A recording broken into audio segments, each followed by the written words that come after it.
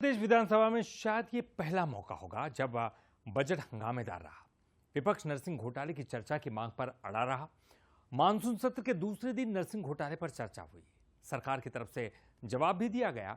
फिर भी विपक्ष का बजट सत्र के दौरान हो हल्ला लगातार चलता रहा, जिसको लेकर सरकार ने विपक्ष पर सवाल उठाए। विधानसभा में एक तरफ जहां सरकार बजट पेश कर रही थी, वहीं विपक्ष लगातार सरकार को घेरने में जुटा था। विपक्ष ने नरसिंह घोटाले पर दूसरे दिन 4 घंटे लंबी चर्चा के बाद भी बजट के दौरान जोरदार हंगामा किया। सदन के भीतर ही विपक्ष धरने पर बैठ गया। भारी गहमा गहमी के बीच आखिरकार आम आदमी के लिए बजट पेश हुआ। क्या बात है, क्या बात है, गरीब ही रहेगा।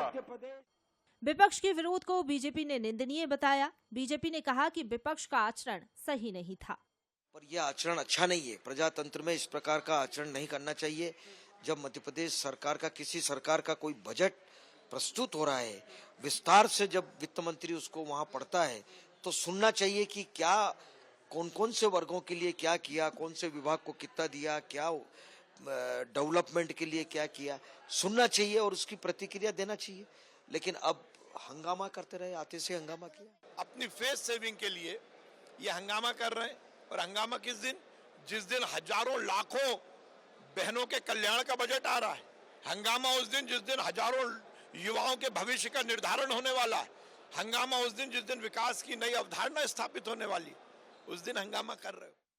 कांग्रेस ने कहा कि बजट सिर्फ दिखावा है।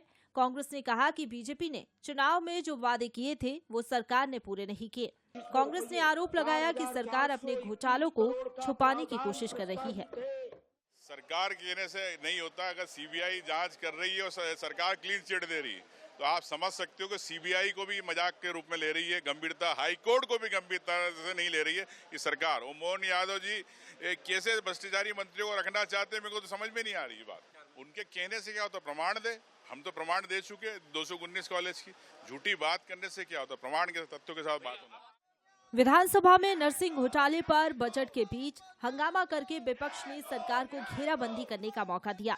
किसी भी मुद्दे पर विपक्ष का हंगामा उसका हक हो सकता है, लेकिन हंगामे तक तो ठीक था, पर जनता के बजट को सुनना भी जरूरी था, ताकि बजट में रहने वाली कमी के लिए जनता की आवाज तो विपक्ष बुलंद कर सके।